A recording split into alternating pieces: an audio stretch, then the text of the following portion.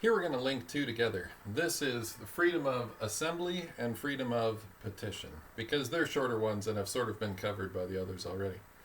But to be specific, freedom of assembly is coming in rather important these days in 2020 because there's been a lot of protests and they've been called peaceful, but I've seen a lot of burning and looting and destruction and whole parts of Minneapolis burned down.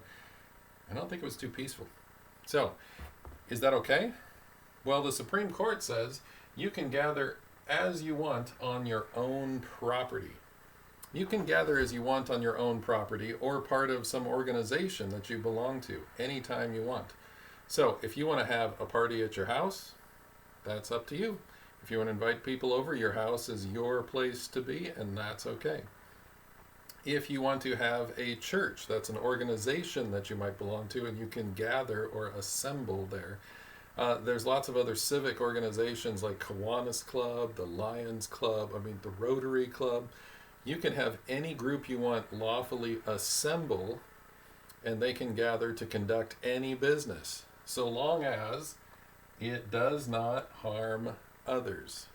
This has been the guiding principle of the Supreme Court on all these issues. You can do what you want until you end up harming others. Then it's not allowed, it's not legal, and the police can tell you to stop. So, can you have a party at your house? Yes. If it goes past the quiet hours of your town and it's considered disturbing the peace, the police can then come and say, hey, break it up, it's too loud, you got to stop. They can come to your house and say, hey, you can't have an open fire burning here because this is a burn ban. It's too dangerous, and so you can't have a fire. So those kind of things can be allowed because the Supreme Court said it might cause harm to others. So that's an interesting one. You can also gather on public land. You need to understand that public land is land that is paid for by the government, right? So for example, you think about the sidewalk in front of the post office here in the Dalles. Oftentimes you'll see people with a stand and asking you to sign a petition. They'll have a sign that, they'll shake it and say, honk if you support this. That's public land on that sidewalk there. And so anywhere you go on the sidewalks, that's paid for by the government, and that's public land. All right? So the National Forest is public land. The Bureau of Land Management, or BLM land, is public land. And those are places you can gather. A state park, a city park. Those are lawful assemblies if you want to go there and gather. Okay? So those are places you can also be, and that's what the Supreme Court has ruled. Now again, you might say, hey, the middle of the street or the highway or the freeway, that's public land, so I'm going to stand there and block traffic because I've got a protest and I have something to say, and people better hear it because I'm just going to block traffic and make them wait. It turns out that is illegal because you are causing harm to others. You are not allowing them to go to work. They could get fired. You are not allowing them to pick up their kids at school. Do you want to leave little kids waiting at a bus stop by themselves? Do you want to have people that can't get to the hospital in time to go to a doctor's appointment? So the free flow of traffic, if it's not allowed, could cause harm. So you're not allowed to stand out there and block the freeways. We've seen that a lot this year in 2020, and I've been kind of surprised that law enforcement hasn't just moved that kind of stuff to the side and made it stop. So that's how the Supreme Court has ruled in the past. We'll see if that gets enforced more or if that's become something that's just sort of allowed and they don't force laws, I guess. COVID. The year of 2020. So COVID, the laws say that you can't be within 6 feet of each other, and so that's called social distancing. So it turns out that states have the power to require you to do that. Now, what's happened is the states have been very nice about that, and they've made it sort of do this. They've talked it up, but I haven't heard of very many people getting arrested for this. I think there was one lady in Meridian, Idaho, who went there with all her friends. They went to a public park and all the kids played together and they weren't social distancing. And when the policeman asked them to stop, they were just like, make us. And so the police arrested them. In Australia, you're actually seeing a super hard crackdown. I mean, police are going into people's homes and saying, you said you don't like social distancing. So they take away their phones. They arrested a lady who was pregnant and left her kids there. And it caused a huge stir. So Australians are really fighting hard with their government about, I can gather, and this is ridiculous.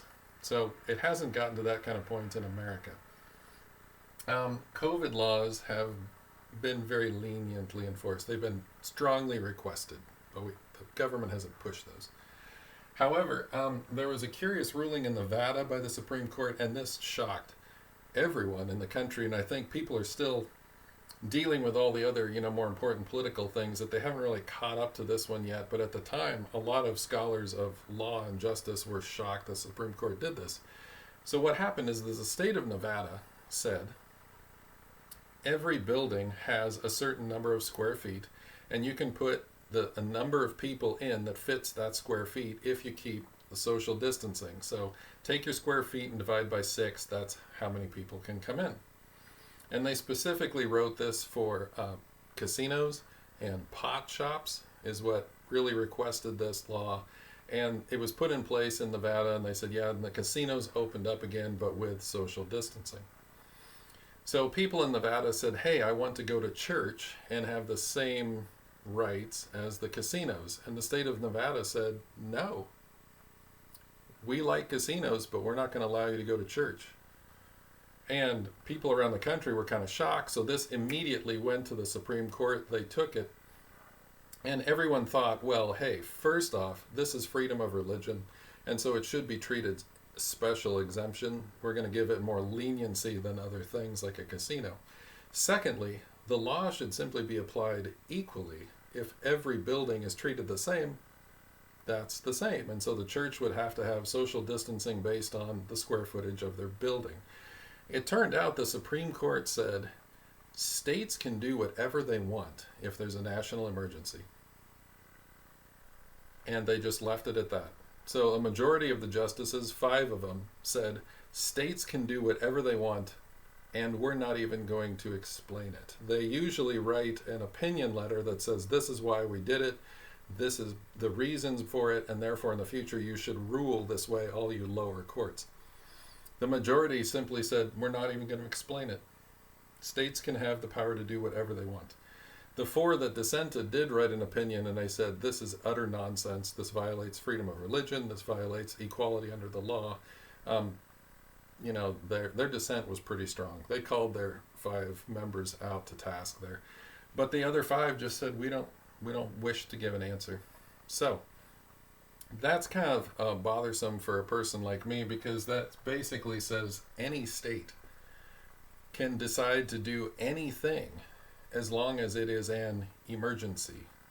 So if you want to do something, all you got to do is find an emergency, and you got the opportunity to do all kinds of things.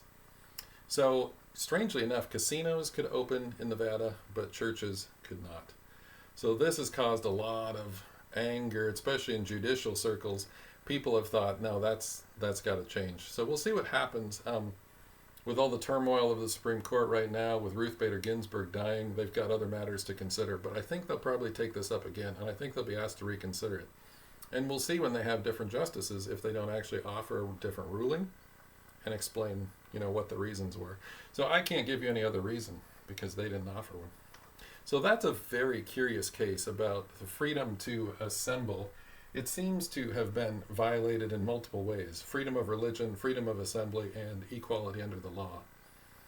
I'm not sure what's going on there. So we're going to find out more as time goes by. But it'll give you something to look at on the news. All right.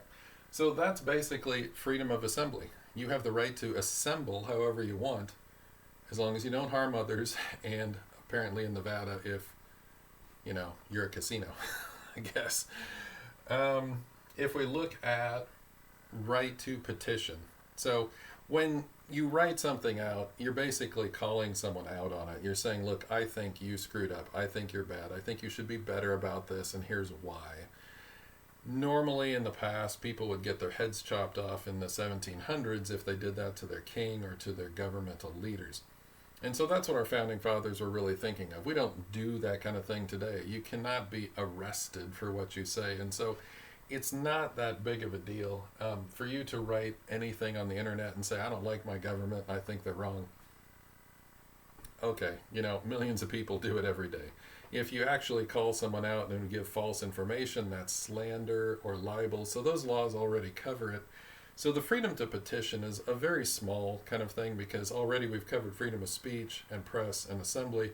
And by that point, the idea of writing versus speaking, it's about the same. So we're going to put freedom of petition in there right up with the others and call it good. Okay, so I hope this gives you some things to think about for class and maybe ask some questions, and also be following in the news what's going on with all these folks here. See you later.